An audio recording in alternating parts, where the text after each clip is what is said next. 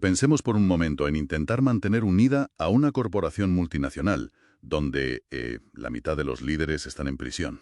Uf, una auténtica pesadilla logística. Ya te digo. Y a eso súmale que los mensajes tardan meses en llegar a pie y el gobierno persigue activamente a los miembros. Pues esa era la asombrosa realidad de la Iglesia del siglo I. Y es increíble que lograran sobrevivir en esas condiciones. Totalmente.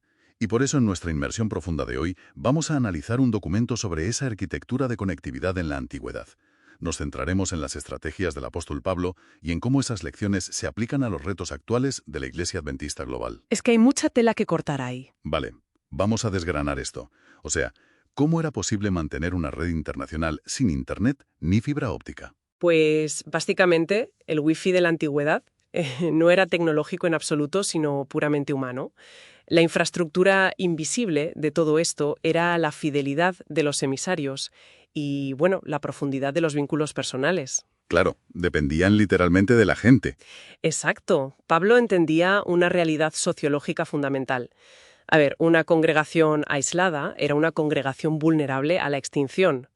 La supervivencia de toda esa red dependía de personas que caminaban por caminos de polvo, conectando los diferentes nodos de la comunidad. Que las tácticas que usaban eran brillantes, ¿eh?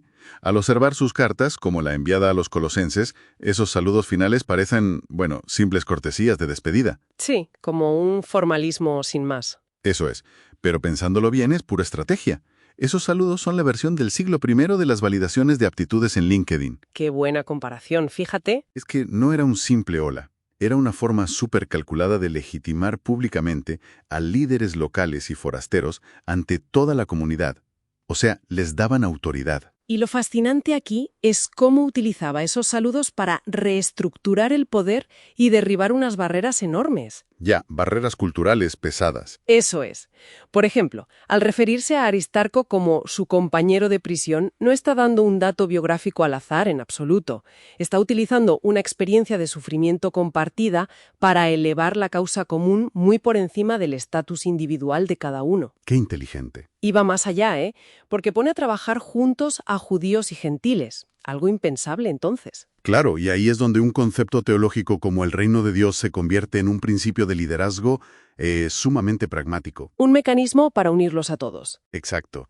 Funcionaba como una veta unificadora tan suprema que hacía completamente irrelevantes las disputas culturales o los egos personales. Su misión principal subordinaba todo lo demás. Sí, sí. Esa interculturalidad en acción era el mecanismo que enviaba un mensaje de unidad sin precedentes, sobre todo en un imperio romano que estaba profundamente estratificado. Ya, pero espera, si volvemos a usar la lógica del LinkedIn y del mundo corporativo que decíamos antes, A ver.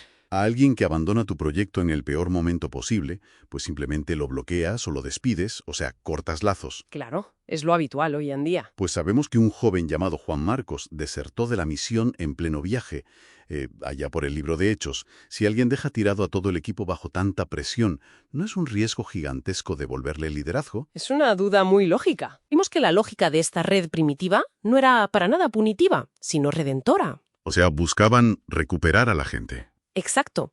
En un entorno tan hostil y perseguido, aplicar una estructura corporativa implacable y, bueno, castigar el fracaso, habría provocado que la red se fracturara en miles de facciones resentidas. Claro, se habrían autodestruido desde dentro. Eso es. El perdón no era solo un ideal moral abstracto, era el único mecanismo sociológico que permitía a una red tan descentralizada sanar y escalar. Ya veo. La restauración de Marcos, hasta el punto de que Pablo lo llama un consuelo para él, demuestra que la confianza redentora era verdaderamente el pegamento del sistema. Entonces, ¿qué significa todo esto para quienes nos escuchan? Porque la lección para la Iglesia Adventista de hoy no parece tratar sobre actualizar su software o comprar servidores nuevos, sino más bien sobre actualizar su hardware humano.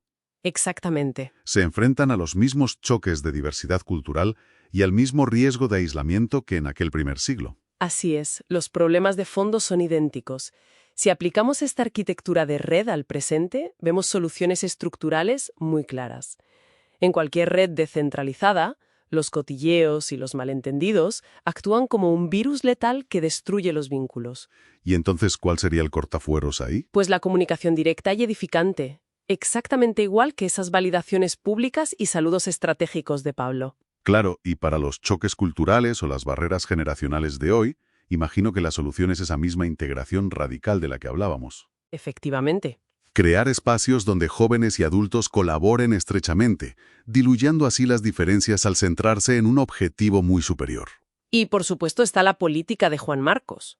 O sea, sin un mecanismo claro para dar segundas oportunidades a quienes han fallado, cualquier comunidad termina colapsando bajo el peso de sus propias reglas estrictas. ¡Qué gran verdad! Resulta que la red más robusta no se construye con cables submarinos o conexiones de fibra óptica, sino, validando aptitudes en la vida real, comunicando de frente y no cancelando a las conexiones que fallan en el proceso. Resiliencia en estado puro. Ese es un nivel de resiliencia que desde luego ninguna tecnología puede comprar. Y esto plantea una pregunta importante para reflexionar tras esta inmersión profunda. Si los emisarios de hoy ya no caminan en sandalias, sino que son nuestras redes sociales y nuestros boletines modernos, Ajá. ¿se están utilizando verdaderamente para construir esos puentes interpersonales? ¿O simplemente están levantando nuevos muros de aislamiento detrás de nuestras pantallas?